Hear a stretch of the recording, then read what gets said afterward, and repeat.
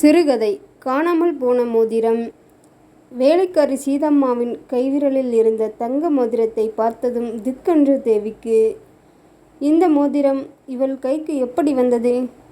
சீதம்மா இங்கவே வந்தால் அவளுடைய கையை தனது கையில் வாங்கி மோதிரம் இருந்த விரலை நீட்டி கண்குளிர பார்த்தாள் தேவி. சந்தேகமே இல்லை, சத்யன் புதுசாய் அணிந்திருந்த மோதிரம்தான் இது.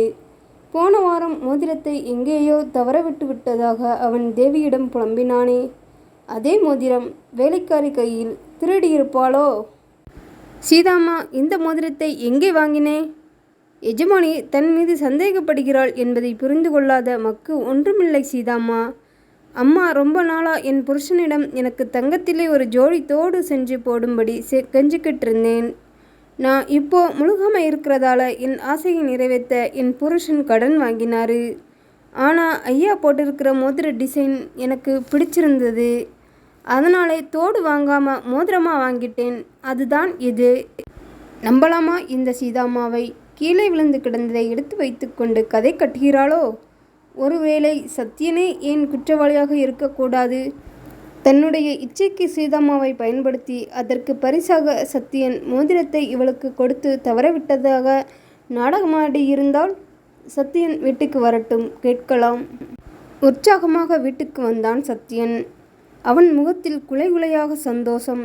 தனது வலது கையை தேவிக்கு எதிராக நீட்டினான். அவனுடைய மோதிர விரலில் மோதிரம். காணாமல் போனதாக சொல்லப்பட்ட அதே மோதிரம். எங்கெங்கே இருந்தது இது?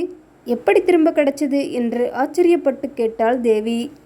என்னுடைய ஆஃபீஸ் டேபிள் டிராயரில் விளையாட்டுத்தனமாக மோதிரத்தை கழற்றி வச்சிருந்திருக்கேன். அதை மறுபடி போட்டுக்கவே மறந்துட்டேன். இன்னைக்கு டிராயரை திறந்து பார்த்தா அப்படியே இருந்தது.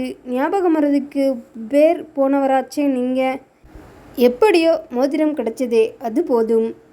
நல்ல வேளை கணவன் மீது சந்தேகப்பட்டு குட்டையை குழப்பம் விட்டது. மனசுக்குள்ளாக நிம்மதி அடைந்தாள் தேவி.